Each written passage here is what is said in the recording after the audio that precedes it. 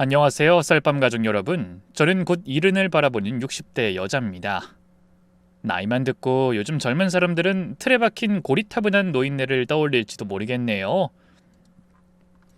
하지만 100세 시대인 요즘 60도 아직 한창인 나이잖아요.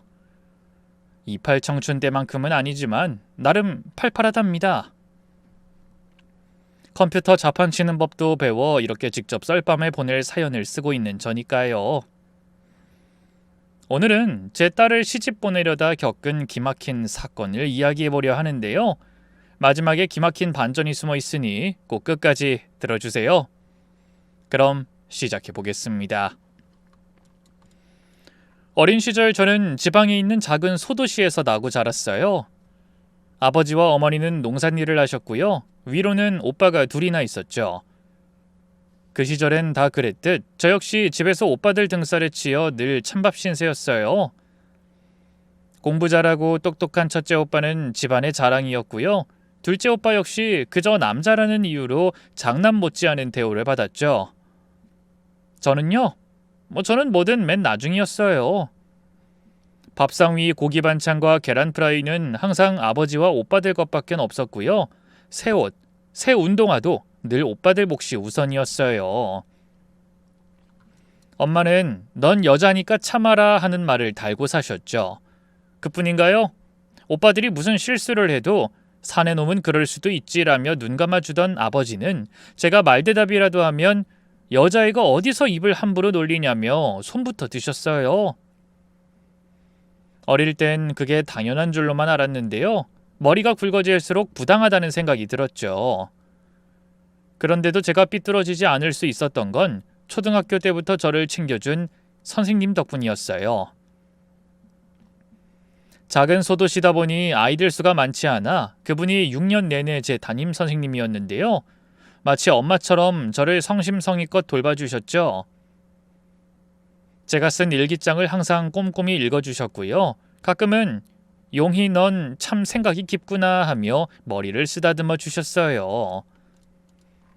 당시 어렸던 제게는 그 칭찬이 그렇게 달콤할 수가 없었어요. 집에선 계집애란 이유로 천덕꾸러기 신세를 면치 못했으니까요. 그래서였을까요? 저는 학교 가는 시간이 세상에서 가장 즐거웠어요. 수업 시작 종이 울리면 몸이 먼저 반응했고 칠판에 적히는 글자 하나하나에 눈이 반짝였죠. 저는 선생님이 던지는 질문에 늘 손을 들었고요. 집에 돌아오면 오빠들이 시키는 심부름에 치이면서도 밤 늦게까지 책을 손에서 놓지 않았어요. 연탄 냄새 가득한 방 안에서 아궁이 불빛에 의지해 교과서를 읽었던 기억이 아직도 생생해요. 공부가 좋았어요. 책을 읽고 글을 쓰고 문제를 풀다 보면 제가 누군지 잊을 수 있었거든요. 단순히 여자라는 이유로 차별받아야만 했던 억울한 마음, 서운한 기억, 나를 무시하는 말들, 그 모든 것에서 잠시라도 도망칠 수 있었어요. 그렇게 공부는 언젠가부터 제 유일한 숨구멍이 되어버렸고요. 자연스럽게 저는 대학 진학을 꿈꾸게 됐어요. 당시의 여자는 서울은커녕 시내에 나가는 것도 큰일이던 시절이었고 대학에 진학하는 여학생은 정말 손에 꼽을 정도로 드물었죠. 대부분은 중고등학교를 졸업하면 곧장 식모살이나 공장 일을 하며 가게에 보탬이 되거나 그도 아니면 집에서 살림을 배우다 시집을 갔으니까요. 암탉이 울면 집안이 망한다는 말이 공공연하게 통하던 시절이었죠. 저희 부모님 역시 크게 다르진 않은 그 시절 분들이었어요. 아버지와 어머니는 제가 100점짜리 시험지를 들고 와도 단 한 번도 칭찬해 준 적이 없어요. 아버지는 여자는 머리 좋아봤자 시집 못 간다며 혀를 쯧쯧 차셨고요. 엄마는 제 성적표를 보지도 않고 치워버리곤 했죠. 하지만 저는 한 번 마음 먹으면 절대 물러서지 않은 아이였어요. 부모님 몰래 대학 입시를 준비하기 시작했죠. 새벽에 식구들 자고 있을 때 연탄불 꺼진 방에서 숨죽여 공부하고요. 선생님이 준 낡은 참고서와 오빠들이 쓰다 남은 공책 뒷장을 뜯어 공부했네요. 그런 노력 덕분이었을까요? 저는 서울에 있는 모 국립대에 당당히 합격했어요. 제 이름이 선명하게 찍힌 합격 통지서를 받아든 날, 저는 한참을 마루 끝에 앉아 그 종이만 들여다봤죠. 기쁘다기보다는 두려움이 더 컸던 것 같아요. 마침내 부모님에게 대학에 가겠다는 이야기를 해야만 했으니까요. 몇 날 며칠을 끙끙대다 용기를 내서 아버지께 말씀드렸어요. 아버지, 저 대학 붙었어요. 서울에 있는 학교예요. 물론 입학금은 내야 하지만 기숙사도 있고 나중에 공부 잘하면 장학금도 나온대요. 저 가고 싶어요, 아버지. 그 말이 끝나기가 무섭게 아버지의 얼굴이 벌겋게 달아올랐어요. 뭐? 네가 대학을 붙었다고? 애비한테 말도 없이 너 혼자 시험을 치렀단 말이야? 미리 말씀 못 드린 건 죄송해요. 아시면 반대하실까봐. 여자가 공부해서 어디다 써먹게? 고등학교까지 보내준 것도 아까워 죽겠는데 뭐? 서울에 있는 대학? 네 작은 오빠도 안 보내준 걸 널 보내주라고? 작은 오빠는 합격을 못한 거잖아요. 전 당당하게 합격했고 진짜로 공부가 하고 싶어요. 저 잘할 수 있어요. 한 번만 허락해 주세요. 네? 어디서 계집애가 애비한테 말대답이야? 딸 자식을 서울에 있는 대학 보내는 건 집안 망신이야. 아무 말 말고 집에서 얌전히 살림 배우다 시집이 나가. 싫어요. 전 대학 갈 거예요. 이게 진짜... 결국 아버지 손이 제 얼굴로 날아왔고 저는 얼얼한 볼을 부여잡은 채 방으로 쫓겨났어요. 밤새 눈물만 흘렸죠. 혹시라도 아버지가 태워버릴까봐 입학통지서는 이불 속에 꼭 숨긴 채 내가 대체 뭘 잘못한 걸까 되묻고 또 되물었어요. 그리고 그 다음 날 아무 말도 하지 않고 집을 나왔습니다. 아무리 생각해도 전 잘못한 게 없었거든요. 하지만 막상 집을 나와도 어디로 가야 할지 막막했어요. 서울로 그냥 올라가 버릴까 생각도 했지만 대학 등록금도 없는 마당에 너무 무모한 짓 같았고요. 의지할 만한 친구나 친척도 없었어요. 망설이던 저는 결국 슈퍼 앞 공중전화로 초등학교 때 담임 선생님에게 전화를 걸었어요. 의지할 수 있는 어른이라곤 그분뿐이었으니까요. 다행히 선생님은 곧장 차를 몰고 저를 데리러 와주셨고요. 그렇게 저는 선생님 댁으로 가게 됐죠. 영희야, 대학 합격 축하한다. 선생님은 네가 해낼 줄 알았어. 선생님의 그 말을 듣자마자 눈물이 왈칵 터졌어요. 그때까지 제 합격을 축하해준 사람은 선생님이 유일했거든요. 감사합니다, 선생님. 제가 오열하며 간신히 그 말을 내뱉자 선생님은 제 마음을 다 안다는 듯이 어깨를 토닥여 주셨어요. 그리고는 배고프지 않냐면서 밥부터 차려주셨고요. 제가 밥을 양껏 먹고 잠들자 그 옆을 조용히 지켜주셨죠. 다음 날 선생님은 조용히 제게 봉투 하나를 내미셨어요. 열어보니 어마어마한 액수가 들어있었죠. 이게 뭐예요, 선생님? 뭐긴 네 대학 등록금이지. 네 학비 내가 내주마. 생각지도 못한 말에 입이 떡 벌어졌어요. 하지만 저는 이내 펄쩍 뛰며 고개를 저었죠. 선생님 안 돼요. 너무 큰 돈이에요. 저 이런 거 받을 자격 없어요. 제가 대체 뭐라고... 뭐긴 내가 가르친 내 제자지. 선생이 제자 다른 것도 아니고 학비를 보태주겠다는데 세상 누가 손가락질을 해. 아니요, 받을 수 없어요, 선생님. 제 단호한 대답에 선생님이 다가와 제 손을 잡으셨어요. 용이야, 넌 내가 가르친 학생들 중에서 그 누구보다 영특하고 똑똑한 아이야. 이런 시골에서 평생 남편 밥해주고 애들이나 키우며 썩기엔 너무 아까운 인재지. 부모님조차 무시하고 구박하던 저를 인정해주는 선생님의 말에 또다시 울컥 눈물이 났어요. 그러자 선생님이 제 어깨를 다독이며 말했죠. 받는 게 부담스러우면 빌려주는 거라고 생각하렴. 나중에 네가 성공하면 그때 갚으면 되잖니. 응? 그치만... 녀석 참... 언제까지 선생님하고 입씨름할 생각이야? 선생님이 주면 그냥 감사합니다고 받으면 되지. 갚을게요. 꼭 갚을게요, 선생님. 정말 감사합니다. 저는 결국 선생님이 건네준 돈 봉투를 받아들고 오열했고요. 선생님은 그런 저를 꼭 안아주셨어요. 그렇게 저는 선생님이 마련해주신 돈으로 대학에 등록했고요. 곧장 서울로 상경하게 됐죠. 처음 해보는 서울살이는 쉽지 않았어요. 모든 게 낯설고 두렵기만 했죠. 내성적인 성격 탓에 기숙사에서 다른 아이들과 함께 지내는 것도 고역이었고요. 편의점과 도서관 아르바이트만으로는 생활비를 마련하는 게 빠듯했어요. 친구들이 학생 식당에서 밥을 사 먹고 커피를 마실 때 저는 라면 한 개를 쪼개 하루를 버텼고요. 겨울에도 코트 하나 없이 두꺼운 솜잠바 하나로 캠퍼스를 누볐네요. 밤에 잠자리에 들 때마다 외로움이란 감정이 뼈에 사무쳤지만 그렇다고 고향이 있는 부모님이나 친구들에게 연락할 수도 없었어요. 그렇게 혹독한 겨울의 시간을 보내던 제게 갑작스럽게 봄이 찾아온 건 대학교 2학년 때였어요. 그 사람은 제가 듣던 전공 수업 중 하나였던 영어 학개론의 담당 교수였는데요. 미국 유학을 마치고 돌아온 젊은 교수로 학부생 사이에선 꽤나 유명한 인물이었죠. 그를 처음 봤던 첫 수업 날이 아직도 생생해요. 서글서글한 얼굴에 이지적인 금태 안경을 끼고 있었는데 그 모습을 본 순간 이상하게 심장이 미친 듯이 뛰기 시작했어요. 그래도 그때까진 동경의 감정이었어요. 그런데 중간 과제 발표 날 그 사람이 수업이 끝나고 절 따로 불렀어요. 용희 학생, 오늘 발표 아주 인상 깊었습니다. 여학생 중에 그렇게 깊이 있는 접근을 하는 사람은 많지 않은데 아주 훌륭했어요. 그 말에 기쁘기보단 기분이 나빴어요.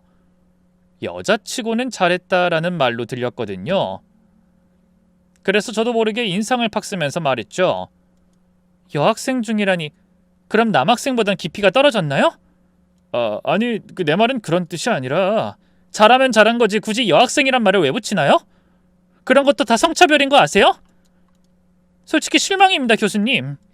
아니, 그게 더 하실 말씀 없다면 이만 가보겠습니다. 일개 학생이 교수에게 대들다니 솔직히 학장실에 불려갈 각오까지 했는데요. 웬걸 며칠 뒤 그 사람이 다시 저를 불렀어요. 그리고는 고개를 숙이고 사과하더군요. 미안해요, 용희 학생. 그땐 내가 실언했습니다. 사과를 받을 줄은 몰랐기에 얼마나 놀랐는지 몰라요. 제가 벙쪄서 아무 말도 않자 그 사람이 제 눈치를 보면서 다시 입을 열었어요. 아직도 화가 많이 났나요? 난 용희 학생을 여자라는 이유로 깎아내릴 생각은 없었어요. 용희 학생은 성별 불문하고 뛰어난 학생인데 그날은 내가 표현이 나빴어요. 아니에요, 교수님. 사과해 주셔서 감사합니다. 그럼 용서해 주는 건가요? 네, 물론이죠. 솔직히 교수님께서 이렇게 사과해 주실 줄은 몰랐어요. 왜요? 사람은 누구나 잘못했으면 사과해야죠. 그래도 그런 사람이 그렇게 많지는 않잖아요. 특히 남자들은 더 그렇죠. 그것도 성차별 아닌가요? 그 사람의 농담에 저도 모르게 풋 웃음이 나왔어요. 이후 저희는 아주 서서히 그러나 확실히 가까워지기 시작했어요. 수업 끝나고 교재나 발표 주제에 대해 질문을 하면 그는 항상 진지하게, 때론 제 또래처럼 솔직하게 대답해줬고요. 연구실 문도 저를 위해 언제든 활짝 열려 있었죠. 커피를 마시며 이야기를 나누다 보면 대화는 어느새 수업 내용에서 벗어나 서로의 어린 시절, 꿈, 그리고 지금의 삶으로 옮겨가곤 했어요. 그러면서 알게 됐죠. 그도 어릴 적엔 집안 사정이 넉넉지 않았고 어렵게 장학금을 받아 미국으로 유학을 갔다 왔다는 걸요. 용희 학생은 나중에 대학 졸업하면 뭘 하고 싶은가요? 그가 물었을 때 저는 잠시 망설이다가 대답했어요. 글 쓰는 사람이 되고 싶어요. 책이든 칼럼이든 사람 마음을 움직일 수 있는 글을 쓰고 싶어요. 그게 제가 제일 잘할 수 있는 일인 것 같아요. 누군가에게 제 꿈을 고백한 건 처음이었어요. 비웃음을 당하면 어쩌나 걱정했는데 그 사람은 그저 가만히 고개를 끄덕이더군요. 용희 학생, 분명 좋은 글 쓸 수 있을 거예요. 평소에도 사람의 마음을 건드리는 말이나 행동을 자주 하잖아요. 그게 무슨 뜻이에요? 사람의 마음을 건드린다니? 아니, 그게 그저 궁금해서 물어본 것뿐인데 일순 그 사람이 얼굴이 확 붉어졌어요. 나쁜 뜻은 아니에요. 말 그대로 사람의 마음을 건드린다는, 떨리고 좋아지게 만든다는 그런 뜻이니까요. 그렇다고 제가 용희 학생을 좋아한다는 건 아니고, 아니 그렇다고 싫어한다는 건 또 절대 아닌데, 내 말 무슨 뜻인지 알죠? 평소답지 않게 횡설수설하는 그 사람을 보면서 저도 모르게 웃음이 터졌어요. 제가 배를 잡고 깔깔대자 그 사람이 그런 저를 뚫어져라 바라봤죠. 그리고 정신을 차렸을 땐 그 사람의 얼굴이 코앞까지 다가와 있었죠. 입 맞춰도 될까요? 머릿속으로는 안 된다는 생각이 들었는데요. 어느새 저는 고개를 끄덕이며 두 눈을 감고 있었어요. 그렇게 저희는 첫 입맞춤을 나눴고요. 그날부로 연인 사이로 발전했죠. 지금도 그렇지만 당시에도 학생과 교수의 연애는 떳떳하지 못한 일이었어요. 저와 그 사람은 학생과 다른 교수들의 눈을 피해 비밀스러운 사랑을 키워나가야만 했어요. 졸업하면 떳떳하게 양가 부모님께 관계를 알리고 결혼할 생각이었죠. 하지만 인생이란 게 어디 마음먹은 대로만 흘러가던가요? 언젠가부터 부쩍 몸이 무겁고 속이 미식거리면서 신물이 올라왔어요.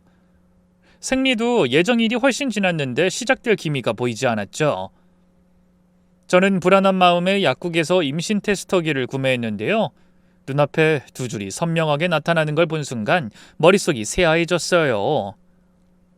기쁨보다는 당혹감이 더 컸어요. 이건 아무리 생각해도 너무 이른 일이었거든요. 당장 이번 시험도 잘 봐서 장학금을 따야 하고 졸업하고 취직도 해야 하는데 이런저런 현실적인 생각들이 머릿속을 스쳐 지나갔어요. 어떻게 해야 할지 몰라 기숙사 방 안에서 이틀을 울기만 했어요. 밥도 안 넘어가고 잠도 못 자고 그러다 결국 떨리는 손으로 그 사람에게 전화를 걸었죠. 하지만 말이 차마 안 나와서 수화기를 붙잡고 한참 울기만 했는데요. 놀란 그 사람이 한달음에 기숙사 근처까지 찾아왔어요. 저는 그 사람의 얼굴을 보고 나서야 간신히 입을 뗄 수 있었죠. 나 임신한 것 같아요. 어떡하죠? 그 말에 그의 두 눈이 커다래졌어요. 처음 제가 임신 사실을 알았을 때만큼이나 놀란 것 같았죠. 하지만 그는 이내 제 손을 잡으며 말했어요. 걱정 마요, 용희 씨. 내가 다 책임질 테니까. 네? 책임진다니. 계획보단 좀 이르지만 결혼해요. 어차피 할 생각이었잖아요. 미리 앞당겨 한다고 생각하면 되죠. 그럼 저 졸업은 휴학하면 되죠. 어차피 공부는 애 낳고도 얼마든지 다시 시작할 수 있는 거니까. 아무 걱정 말아요. 실은 이번 학기만 마치면 나 미국으로 돌아갈까 생각하고 있었거든요. 청천벽력 같은 그 말에 이번엔 제가 깜짝 놀랐어요. 네? 미국으로 돌아간다고요? 네, 미국에 있는 땡땡 연구소에서 좋은 제안이 들어왔어요. 월급도 지금보다 더 많이 주고 집도 따로 제공돼서 아이 키우기엔 한국보다 더 좋을 거예요. 용희 씨 공부하기에도 여기보다 거기가 훨씬 나을 거고. 서울에서 혼인신고하고 미국으로 같이 가요. 어떻게 말하면 좋을까 걱정이었는데 차라리 잘 됐네요. 아기가 뱃속에서부터 벌써 효도를 하는 것 같아요. 환하게 웃으며 기뻐하는 그 사람과 달리 저는 혼란스럽기만 했어요. 갑자기 결혼을 한다고? 휴학하고 미국으로 가? 글로만 영어를 배운 내가 거기 가서 뭘 할 수 있을까? 이렇게 인생의 방향을 확 틀어버려도 되는 걸까? 갑작스러운 상황에 너무 벅차고 숨이 막혔어요. 잠깐만요. 나 생각할 시간이 좀 필요해요. 그래요. 아무래도 너무 갑작스러웠죠. 한번 고민해봐요. 그 사람은 고개를 끄덕였고 이후 저는 몇 날 며칠을 고민했어요. 그리고 결국 그 사람의 뜻을 따르기로 했죠. 뱃속에 있는 아이를 차마 지울 용기는 없었거든요. 하지만 산 넘어 산이라고 더 큰 난관이 기다리고 있었어요. 바로 양가 부모님의 허락이었죠. 그 사람 부모님은 저를 썩 마음에 들어하지 않았는데요. 뱃속에 애가 들어섰다고 하니 어쩔 수 없이 결혼을 허락하셨죠. 문제는 저희 부모님이었어요. 그때까지도 저는 부모님과 거진 연을 끊다시피 한 채 살고 있었는데요. 차마 결혼 소식까지 알리지 않을 순 없었어요. 결국 저는 몇 년 만에 부모님에게 전화를 드렸고요. 그 사람을 데려가기 전에 먼저 고향 땅을 밟았죠. 하지만 부모님과의 재회는 제게 상처만 남겼어요. 엄마는 절 보자마자 눈물을 흘리셨고 아버진 분노에 찬 얼굴로 고함을 지르셨죠. 시집도 안 간 처녀가 임신이라니 잘하는 짓이다! 잘하는 짓이야! 공부하겠다고 대학에 가놓고는 대체 뭔 짓을 하고 다닌 거야? 그런 식으로 말씀하지 마세요, 아버지. 그 사람하고 전 진심으로 사랑해서. 사랑? 팔랑 까진 기집애 같으니라고. 아주 집안 망신이야, 집안 망신! 아버지는 제 말을 들을 생각조차 하지 않았어요. 그저 저를 향해 맹렬한 비난만 퍼부으셨죠. 아버지라고 뭐 하나 해준 것도 없으면서. 저 역시 서운하고 억울한 마음에 가만히 듣고만 있을 수 없더라고요. 아버지가 무슨 자격으로 절 욕하세요? 그러는 아버지는 뭐 얼마나 인생을 잘 살아오셨다고요? 저요, 언제나 이 집에서 찬밥 신세였어요. 계집애란 이유로 오빠들에게 밀려서 아무리 공부를 잘해도, 아무리 집안 살림을 다 떠맡고 착하게 굴어도 욕만 얻어먹었죠. 언제 아버지가 제게 따뜻한 말 한마디, 칭찬 한마디 해준 적 있어요? 대학에 붙었을 때도 계집애가 무슨 공부를 더 하겠다는 거냐면서 공장 들어가 돈이나 벌라고 하셨죠. 그런 아버지가 이제 와서 저를 나무랄 자격이 있어요? 뭐야? 이 계집애가 아직도 정신을 못 차렸지? 네, 저 여전히 정신 못 차렸어요. 그리고 앞으로도 안 차릴 거예요. 아버지가 제가 사랑하는 사람과 뱃속 아이를 부정하시겠다면 좋아요, 그렇게 하세요. 전 그 사람하고 결혼할 거고 이 애도 낳을 거니까요. 인연이 진짜. 나도 너같이 못돼 먹은 단련 필요 없다. 내 집에서 썩 나가. 넌 더는 내 딸 아니야. 네, 저도 앞으로 아버지 딸 노릇 안 할 거예요.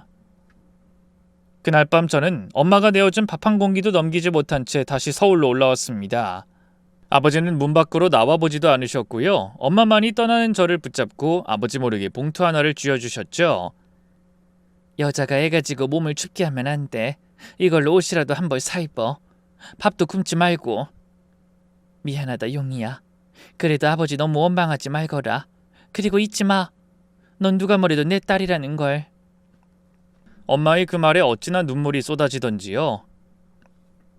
저는 뜨거워지는 눈덩이를 꾹꾹 누르면서 엄마와 헤어졌고요. 그렇게 홀로 다시 서울로 올라왔어요. 며칠 후 저는 그 사람과 구청에서 혼인신고를 했고요. 간단히 짐을 꾸려 미국행 비행기에 몸을 실었습니다. 처음 도착한 이국의 땅은 공기부터 낯설고 어지러웠어요. 쉽게 읽히지 않는 간판들로 빼곡한 거리, 말이 통하지 않는 눈파란 서양인데 쉽게 목구멍으로 넘어가지 않는 낯선 음식들, 심지어 화장실 사용법조차 헷갈렸던 그곳은 저에게 다른 나라라기보단 유배지에 가까웠죠. 미국에서 살아본 경험이 있는 남편과 달리 저는 영 적응을 하지 못했고요. 어딜 가나 이방인 그 자체였어요. 게다가 그땐 임신 중이었기에 몸도 마음도 무거웠죠. 속이 울렁거리고 기름진 서양의 음식은 도통 입에 맞지 않았어요. 된장찌개가 그리워 울다가 라면 스프에 물을 부어 마시며 허기를 달랜 날도 있었죠. 남편은 그런 저를 처음엔 안쓰럽게 여기더니 시간이 지날수록 너무 예민한 거 아니냐? 라며 귀찮아했어요. 다른 유학생 부부들도 잘만 이겨내는 건데 당신만 유난 떠는 것 같잖아. 뭐? 유난? 아무리 그래도 말이 너무 심한 거 아니야? 아니, 나도 답답하니까. 됐다, 그만하자. 당시 남편도 새로운 직장에 적응하느라 예민할 때였어요. 저희는 신혼의 달콤함을 즐기기는커녕 하루가 멀다 하고 부딪혔죠. 그래도 아이가 태어나면 나아질 거란 믿음으로 버텼어요. 그리고 마침내 딸아이가 태어났을 때 저는 정말 세상을 다 가진 것 같았어요. 뺨에 닿는 체온, 손가락을 움켜쥐던 그 작은 손, 아이는 제 외로움과 서러움을 모두 녹여주는 존재였죠. 하지만 이후 닥친 현실은 냉혹했어요. 남편은 육아에 손 하나 까딱하지 않았고 밤 늦게까지 일한다며 집에도 자주 들어오지 않았어요. 결국 모든 집안일과 육아는 제 몫이었고요. 미국이라는 낯선 땅에서 딸애와 단둘이 하루하루를 버티듯 살았죠. 시간이 갈수록 저는 점점 더 외로워졌고요. 남편은 점점 더 무심해졌어요. 처음엔 그래도 딸아이가 울면 안아주고 설거지나 쓰레기 버리는 것 정도는 해주던 사람이었는데 언젠가부터는 딸아이 우는 소리만 들려도 좀 조용히 시켜, 피곤하단 말이야 하며 짜증부터 내더군요. 그럴 때마다 저는 딸아이를 달래며 홀로 눈물을 삼켰죠. 그럴 때면 세상에 저와 아이 둘만 남은 듯 외로워졌어요. 남편과의 관계를 회복해보려고 노력도 해봤어요. 출산과 육아로 망가진 외모도 나름 가꿔봤고요. 당신 요즘 일은 어때? 하고 먼저 대화도 시도해봤죠. 하지만 그때마다 남편은 피곤한 표정으로 늘 똑같이 뭐 하고 대화를 차단해버렸고요. 주말에도 이런저런 핑계로 밖으로 나돌기만 했어요. 저는 그 사람의 눈에서 사랑이란 감정을 읽을 수 없게 됐고 저희 관계는 계속해서 쩍쩍 금이 가기만 했죠. 육아로 지친 하루 끝에 남편과 나란히 앉아 TV 한 편조차 보지 못했어요. 우리 왜 이렇게 됐을까? 혼잣말을 내뱉는 밤이 한두 번이 아니었죠. 그렇게 서로 단절된 시간이 얼마나 흘렀을까요? 결국 우려하던 일이 터지고 말았어요. 딸아이가 세 돌이 지날 무렵 남편이 다른 여자와 연락을 주고받고 있다는 걸 알게 됐죠. 남편이 욕실에서 씻는 사이 남편의 휴대폰이 울렸는데요. 저도 모르게 확인한 문자엔 이렇게 적혀 있었어요. 오늘 너무 좋았어 오빠. 다음 달에 우리 둘이 떠날 여행 벌써 기대되는 거 있지? 사랑해. 문자를 확인한 순간 가슴이 철렁 내려앉았고 다리가 후들거렸어요. 눈앞이 아찔했죠. 남편이 욕실에서 나오자마자 추궁했어요. 이 문자 뭐야? 대체 이 여자 누구냐고? 남편은 처음엔 딱 잡아떼더군요. 그냥 회사 동료야. 나 곤란하게 하려고 장난친 거라고. 하지만 제가 바보도 아니고 그런 말을 믿을 리가 있나요? 솔직히 말해. 세상에 어떤 사람이 회사 동료랑 이런 장난을 쳐? 내가 이 여자한테 전화해서 캐물어야 솔직히 말하겠어? 그러자 남편은 한참을 침묵하더니 겨우 입을 열었죠. 그래. 나 그 여자랑 바람 폈어. 근데 당신도 알잖아. 요즘 우리 사이 예전 같지 않은 거. 나도 사람인데 너무 외로웠어. 외로워서 그랬다고. 그 한마디에 저는 무너져 내렸어요. 외로워서 바람을 피웠다고? 나는? 나도 외로웠어. 당신은 밖에 나가서 사회생활이라도 하지. 말이라도 통하지. 난 하루 종일 집에 갇혀서 줄이랑 씨름하고 마음 통하는 친구 하나 못 만들고 섬에 유배된 심정으로 하루하루를 견뎠어. 또 시작이네. 누가 집에만 있으래? 시터 구해서 애 맡기고 밖에서 사람 사귀고 취미도 즐기고 하면 되잖아. 그 돈들은 다 어디서 땅 파면 나와? 경제권 딱 틀어지고 생활비도 쥐꼬리만큼 주면서 당신이 어떻게 나한테 이럴 수가 있어? 난 당신 하나 믿고 모든 걸 다 포기하고 따라온 걸 알면서. 누가 그러래? 선택은 당신이 한 거야. 그 이기적인 말에 일순 마음이 탁 놔졌어요. 남편을 향해 갖고 있던 일말의 애정과 미련마저 사라져버렸죠. 저는 이 숨을 고르며 선언하듯 말했어요. 됐어, 이제 그만하자. 이렇게 싸우는 것도 지긋지긋해. 이혼하자. 줄인 내가 키울 거야. 뭐? 지금 밖에서 여자 좀 만난 거 가지고 이혼하자는 거야? 나 없이 당신이 이 미국 땅에서 먹고 살 수 있을 것 같아? 그렇다고 한국 돌아가면 옷뾰족한 수가 있고 그건 내가 알아서 할 테니까 이혼 서류에 도장이나 찍어. 저는 대화가 의미가 없었어요. 저는 한인 커뮤니티의 도움을 받아 변호사를 선임했고요. 남편과 이혼 및 아이의 양육권을 두고 몇 달간 법적 다툼을 벌였죠. 법정 싸움은 녹록지 않았어요. 외국인 신분에 경제권도 없던 제게 유리한 건 하나도 없었죠. 그래도 다행히 지역 여성센터의 도움을 받을 수 있었고요. 아이에 대한 애착과 제 육아 기록들 덕분에 저는 어렵사리 딸아이의 양육권을 지켜낼 수 있었어요. 또 다달이 남편으로부터 일정 금액의 양육비도 지급받을 수 있게 됐죠. 이혼녀가 된다는 건 상상보다 훨씬 더 버거운 일이었어요. 한국으로 돌아갈까 고민도 해봤는데요. 이제와 친정에 의지할 수도 없고 어차피 가봤자 살기 팍팍한 건 마찬가지일 것 같더군요. 그럴 바엔 차라리 저를 아무도 모르는 이 미국 땅이 살기엔 더 낫다 싶었죠. 한부모 가정을 위해 복지 같은 것도 미국이 훨씬 나았거든요.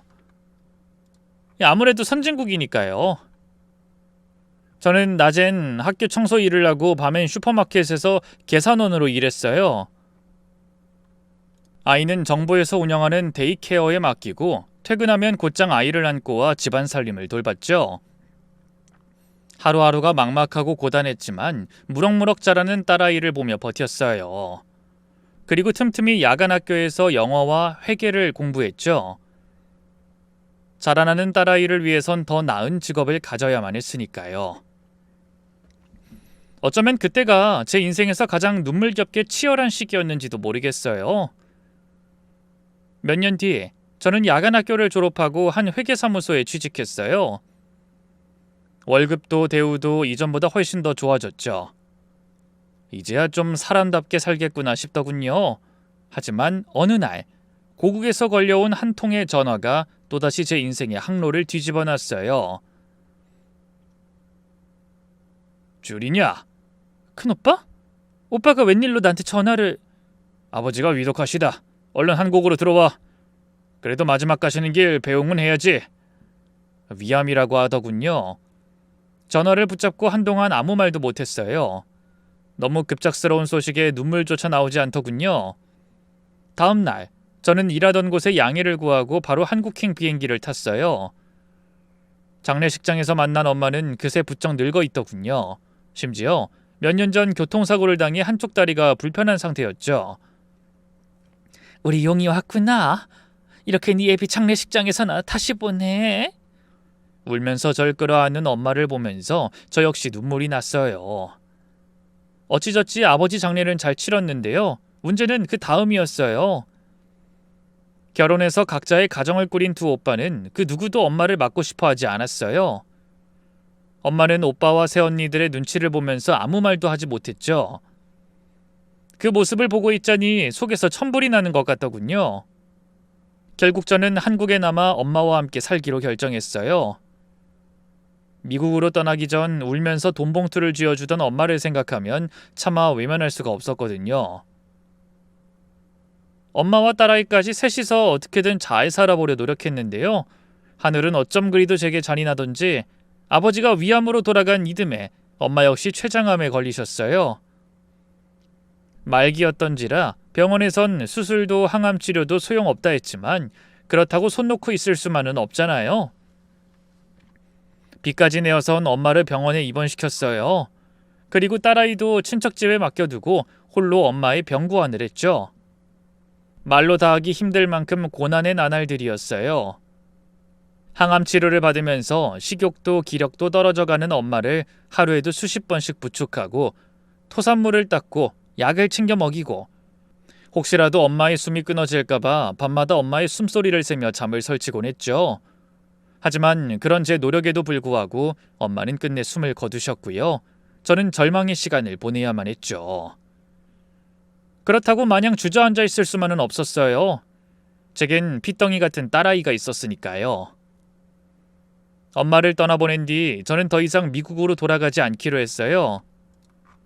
사람은 역시 나고 자란 고국이 최고였으니까요. 딸과 단둘이 어떻게 먹고 살까 궁리하다 고민 끝에 도매시장에서 생선을 떼다 팔기 시작했어요. 이른 새벽 경매장에서 생선을 받아다 손질하고 하루 종일 서서 팔고 저녁엔 손톱 밑에 박힌 비늘과 생선 비린내를 씻어내며 잠들곤 했죠. 그렇게 한 푼 두 푼 벌어 빚을 갚고요. 딸아이를 키워냈어요. 다행히 딸은 제 속 한 번 썩이지 않고 잘 자라줬고요. 서울에 있는 유명 사범대를 졸업하고 교사가 됐죠. 하지만 기쁨도 아주 잠깐이었어요. 딸이 임용되고 얼마 안 돼 갑자기 제게 그러더군요. 엄마, 나 결혼해야 될 것 같아. 저는 그 말을 듣고 깜짝 놀랐어요. 연애한다는 얘기 한 번 한 적 없던 애였거든요. 결혼? 갑자기 그게 무슨 소리야? 누구랑? 친구 소개로 만난 사람인데 그냥 평범한 직장인이야. 만난 지 한 3개월쯤 됐어. 3개월 만났는데 무슨 결혼이야? 적어도 1년은 만나봐야지. 그러자 딸이 고개를 떨군 채 아주 작은 목소리로 말했어요. 그게 엄마, 나 임신했어. 그 순간 머리를 망치로 얻어맞은 기분이었어요. 숨이 턱 막히고 가슴이 내려앉았죠. 딸이 저와 같은 길을 걸어간다는 생각을 지울 수 없었어요. 안 된다. 절대 안 돼. 엄마가 널 어떻게 낳아 길렀는지 다 알면서. 그건 아빠가 그 남자가 무책임한 사람이라서 그랬던 거잖아. 이 사람은 달라. 책임질 거라고 했고 애 낳고도 나 학교 복직할 수 있게 자기가 육아휴직 내겠다고 했어. 아무 말 못하는 저를 향해 딸아이가 다시 말했어요. 난 절대 엄마처럼 되지 않을 거야. 걱정하지 마. 딸아이의 말에 가슴이 미어지는 한편 혹시라도 같은 길을 걷게 될까 너무나 불안했어요. 하지만 딸아이의 의지가 확고했고요. 저는 이미 생긴 애를 지우라고 할 정도로 모질지 못했어요. 결국 며칠 뒤 딸이 데려온 예비 사위감을 만나 인사를 받았죠. 말수가 적고 선량한 눈매를 지닌 청년이었는데요. 두 손을 반드시 모아 인사하는 모습이 깔끔했고 대화 중에 말끝을 흐리거나 건성으로 대답하는 법이 없었어요. 다니는 직장도 제법 유명한 대기업에 집안도 부유한 것 같더군요. 속물적이라 해도 할 말이 없지만 다른 것도 아니고 하나뿐인 딸아이 결혼이잖아요. 그런 배경도 알게 되니 조금은 마음이 놓이더라고요. 내 딸 책임질 수 있겠어요? 네, 어머님. 부족하지만 최선을 다하겠습니다. 믿어주세요. 그래요. 내 딸도 뱃속 손주도 잘 부탁해요. 그렇게 저는 딸아이의 결혼을 허락했고요. 다행히 예비사돈 댁에서도 저희 딸아이를 마음에 들어한다고 했어요. 그렇게 속전속결로 결혼 준비가 진행됐고 양가 상견례도 잡혔죠. 그런데 이상하게도 그 무렵부터 딸아이 얼굴에 그림자가 드리워지기 시작했어요. 아침마다 멍하니 앉아 밥숟가락만 만지작거리고 밤엔 자꾸 뒤척이며 한숨을 쉬곤 했죠. 무슨 일 있어? 하고 물어도 아니야 아무것도 라는 대답만 돌아왔어요.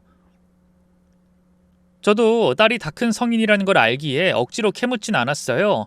하지만 마음 한구석에선 계속 불안감이 피어올랐어요. 혹시 뭔가 숨기고 있는 건 아닐까?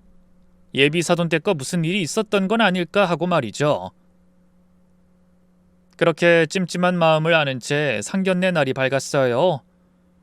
저는 새벽부터 일어나 거울 앞에서 몇 번이고 머리 모양을 다듬고 가장 단정한 옷을 꺼내 입었죠. 그리고 딸아이와 함께 상견례장으로 향했는데요. 도착하니 아직 예비사돈 댁은 오지 않은 상태였어요. 그때까지만 해도 준비된 방에서 별 생각 없이 기다리고 있었어요. 그런데 약속 시간에서 10분, 20분, 무려 30분이 넘어가도록 예비사돈 댁은 나타나지 않더군요. 딸아이는 불안한 표정으로 예비사위에게 전화를 걸었고요. 차가 막혀 그런다며 조금만 더 기다려보자고 하더군요. 거의 1시간이 지나서야 번쩍이는 외제차 한 대가 식당 입구에 멈춰섰고요. 깔끔한 정장 차림의 예비사돈 댁 부부와 예비사위가 내렸어요. 바깥사돈은 절 보자마자 거만한 표정으로 고개만 까딱이더니 저희가 좀 늦었네요 하더군요. 안사돈은 고고한 표정으로 침묵만 지키고 말이죠. 지각에 대한 얘기는 그게 끝이었어요. 둘 다 변명도 사과도 없었죠. 그러자 예비사위는 본인이 민망했던 걸까요? 멋쩍은 표정으로 입을 열었어요. 죄송합니다 어머님. 차가 많이 막히더라고요. 그 순간 예비 안사돈의 미간이 찡그러졌어요. 그리곤 예비사위에게 영어로 죄송하다는 말을 왜 하냐고 그럴 필요 없다고 하더군요. 이 말의 내용보다는 한국 사람이 왜 자기 아들한테 영어를 쓰나 의아했는데요. 그런 제 마음을 읽었는지 예비 안사돈이 그제야 입을 열더군요. 아 죄송해요. 저희가 상철이 학교 때문에 해외 생활을 좀 오래 했거든요. 한국어보다 영어가 더 편해서요. 이해 좀 해주세요. 아 네. 참 이상한 여자다 싶었지만 자리가 자리인 만큼 어색한 미소를 지으며 넘어갔어요. 그런데 문제는 그 뒤로도 예비 안사돈이 자꾸만 영어로 얘기를 했다는 거예요. 처음엔 바깥사돈에게만 조용히 말을 거는가 싶었는데요. 딸애가 학교에서 급한 전화가 와서 잠깐 자리를 비웠거든요. 그래서 잠깐 상견례가 중단된 사이 또다시 둘이서 대놓고 영어로 중얼중얼 대화를 나누기 시작했어요.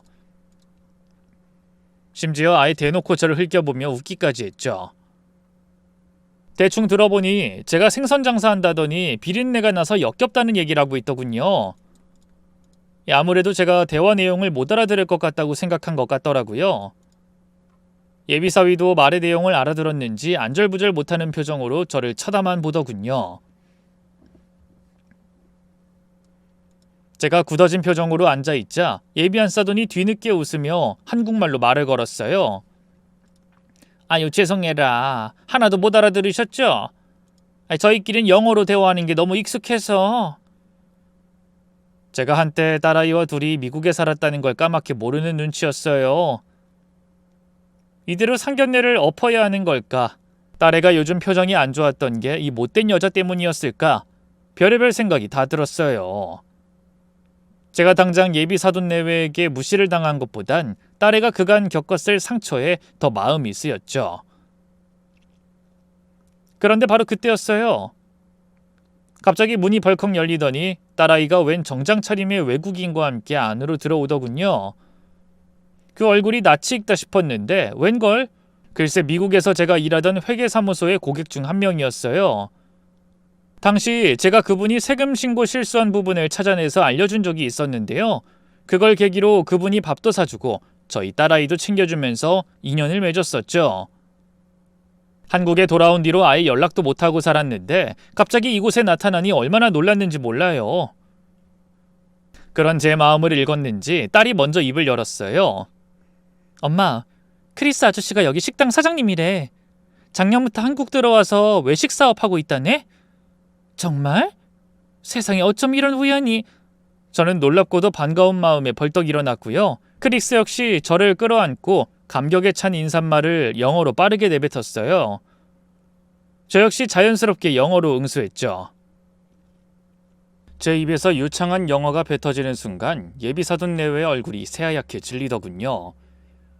크리스가 반가운 얼굴로 후일을 기약하고 돌아간 뒤 상견례장은 잠시 정적에 휩싸였어요. 예비사돈 내외는 당혹스러운 표정으로 아무 말도 하지 못하더군요. 저는 짐짓 아무렇지 않은 척 물을 한 모금 마신 뒤 태연하게 입을 열었어요. 아, 식사비는 여기 식당 사장인 크리스가 낸다고 하네요. 방금 잠깐 들린 그분인데 미국에 살 때 저한테 신세를 좀 진 분이라서요. 세상이 참 좁네요. 그쵸? 그러자 예비안사돈이 두 눈을 부릅뜨며 불쾌한 얼굴로 외쳤어요.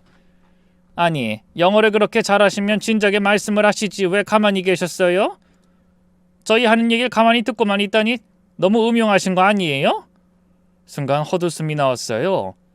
지금이라도 사과를 하진 못할 망정 어쩜 이렇게 뻔뻔할까 싶더군요. 그리고 딸의 결혼을 이대로 진행시킬 수는 없다는 결론을 내렸죠. 음흉하다뇨? 두 분이 대화 나누는데 제가 굳이 끼어들 자리가 아닌 것 같아서요. 게다가 저는 살짝 고개를 갸웃하며 웃음을 머금고 말았죠. 솔직히 말씀드리면요. 사모님 영어 발음이 너무 구려서 무슨 말을 하시는지 도통 알아들을 수가 없었거든요. 생선 장사한다더니 비린내가 고약하다 뭐 그런 천박한 얘긴 대충 들렸지만요.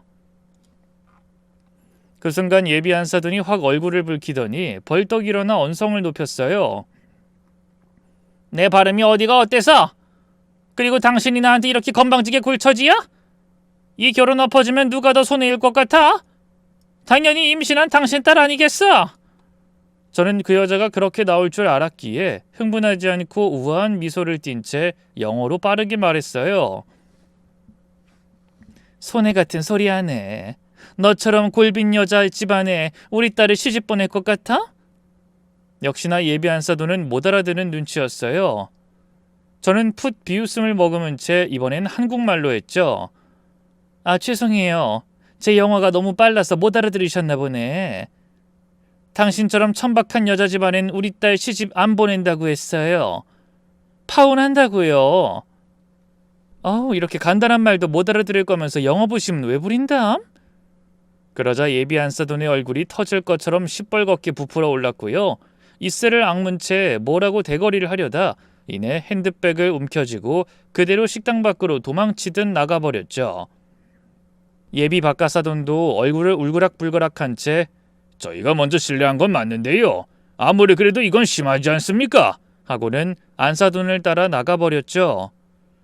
그러자 어쩔 줄 몰라 하던 예비사위가 절 보며 말했어요. 영어 잘하시면 진작에 티를 좀 내시지. 그럼 저희 어머니도 자중했을 거예요. 굳이 이렇게까지 망신을 주셔야겠어요? 역시나 그 애미의 그 아들이더군요. 제가 기막혀 아무 말도 못하자 대신 딸아이가 벌떡 일어나 예비 사위를 노려보며 외쳤어요. 지금 그게 할 말이야? 얘기 쭉 들어보니 어머님이 먼저 시작한 거더만. 우리 엄마 생선 장사한다고 무시했다며? 무시한 거 아니야. 그냥 비린내가 좀 난다는 거였지. 그런 말 정도는 할 수 있잖아. 알아듣는 줄 알고 한 것도 아닌데. 뭐가 어쩌고 어째? 흥분한 딸이 예비 사위에게 달려들어 그대로 뺨을 후려쳤어요. 쫙 소리와 함께 공기가 싸늘하게 가라앉았고요. 딸아이는 떨리는 목소리로 마지막 말을 남겼어요. 우리 엄마한테 비린내가 난다면 너네 가족한테선 쓰레기 냄새가 나. 재활용도 불가능한 폐급 쓰레기 냄새. 뭐? 자기 말 다 했어? 아니, 다 못했는데. 이 결혼 없던 걸로 해. 애는 지우든 키우든 내가 알아서 할 테니까. 그렇게 상견례는 파국으로 끝이 났어요. 딸은 집으로 돌아오자마자 펑펑 울면서 제게 사과했죠. 미안해 엄마. 난 어머님 아버님이 나한테만 그렇게 막대할 거라 생각했지. 설마 엄마한테까지 그럴 줄은. 정말 미안해 엄마. 네가 미안할 게 뭐가 있어. 아니야, 나 때문에 괜히 엄마가. 이럴 줄 알았으면 진작에 결혼 엎었어야 하는 건데. 뱃속에 애기 때문에. 애기는 걱정하지 마. 넌 혼자가 아니니까. 엄마가 옆에 있잖아. 너도 아빠 없이 잘만 컸어. 저는 딸을 끌어안고 다독였고요. 그렇게 저희 모녀의 사이는 한층 더 굳건해졌죠. 예비 사위는 딸아이와의 결혼이 무산되자마자 보란듯이 맞선을 받고요. 이내 다른 여자와 결혼을 준비하기 시작했는데요. 여자가 먼 의사의 부잣집 딸이라며 보란듯이 저희 딸애한테까지 전화해 자랑을 하더니 웬걸? 글쎄 그 여자가 꽃뱀이었지 뭐예요. 결국 돈은 돈대로 뜯기고요. 결혼은 물거품이 돼버렸죠. 설상가상 예비 사위는 직장에서 횡령 의혹까지 터져서 징계 해고를 당했는데요. 그 이후 재기를 하기는커녕 불법 코인에 손을 댔다가 전 재산을 다 말아먹었고요. 그것도 모자라 지 부모 재산까지 싹 다 날려먹었다 하더군요.